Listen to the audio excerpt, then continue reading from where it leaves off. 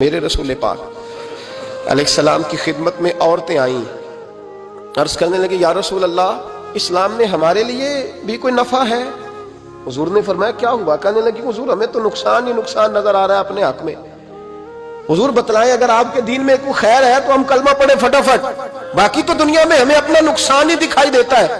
یہ بھی امام طبرانی نے لکھا ہے۔ محبوب علیہ السلام نے فرمایا تم پہلے اپنی بات کرو، پوچھنا کیا چاہتی ہو؟ کہنے لگے یا رسول اللہ ایک تو ہم نے سنا ہے اسلام میں بھی ایک معاملہ یہ ہے کہ جن دنوں عورت ناپاک ہوتی ہے وہ نماز نہیں پڑھ سکتی، وہ روزہ نہیں رکھ سکتی۔ حضور یہ دینی نقصان ہوا، اور دو عورتوں کی گواہی ایک مرد کے برابر ہے۔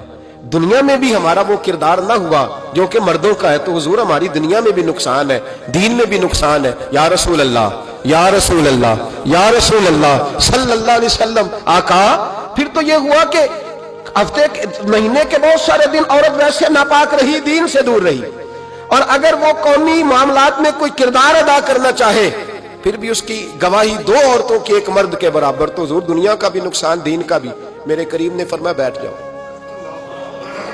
بیٹھ جاؤ۔ عورتیں بیٹھ گئیں تو محبوب فرمانے لگے تمہیں پتہ ہے جب کسی کے گھر میں بیٹی پیدا ہوتی ہے حضور کیا ہوتا ہے؟ فرمایا میرا مالک دو فرشتے بھیجتا ہے، فرمایا وہ آ کے گھر والوں کو سلام کہتے ہیں، جنوں اور انسانوں کے علاوہ ساری دنیا ان کے سلام کو سنتی ہے۔ فرمایا پھر وہ فرشتے اپنے پروں سے اس بیٹی کو ڈھانپ لیتے ہیں اور پھر اس کے سر پر پر پھیرتے ہیں، اور فرمایا پھر وہ ان کے باپ کو کہتے ہیں ان کی صحیح طرح پرورش کرنا، پھر ان کے ذمہ داروں کو کہتے ہیں، ان کے خاندان کے بڑوں کو کہتے ہیں صحیح طرح پالنا۔ اگر تم ان کی یہ لفظ سنو میرے محبوب کے، حضور فرمانے لگے رب کے فرشتے کہتے ہیں اگر تم نے صحیح پرورش کر کے بیاہ دیا تو اللہ قیامت تک تمہاری مدد کرے گا۔ کس طرح؟ اللہ تمہارے رزق میں بھی تمہاری مدد کرے گا، اللہ دنیا کی مشکلات میں بھی تمہاری مدد کرے گا، اور جب مرنے لگو گے یہ شارحین نے قیامت تک کا ترجمہ کیا۔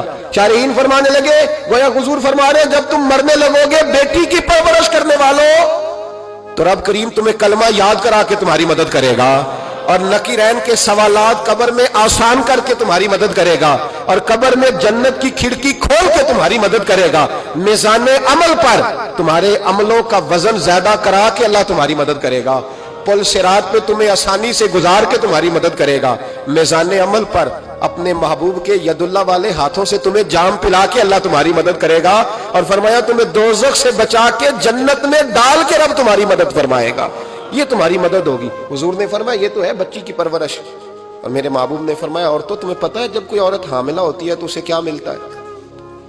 بیویاں تو پہلی بات سن کے رونے لگی، ان کے آنچل آنسوؤں سے بھیگ گئے۔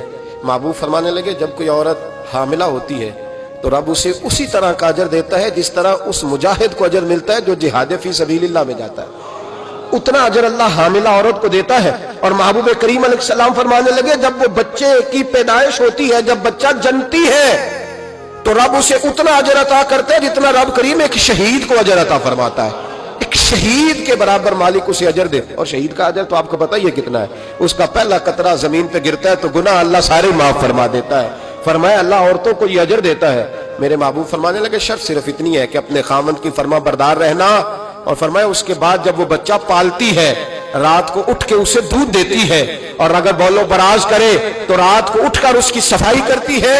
فرمایا جو بی بی اپنے بچوں کی خاطر رات بیدار رہے گی رب کریم اسے اتنا ہی اجر دے گا جتنا رات کو اٹھ کے نفل پڑھنے والے کو اجر عطا فرماتا ہے۔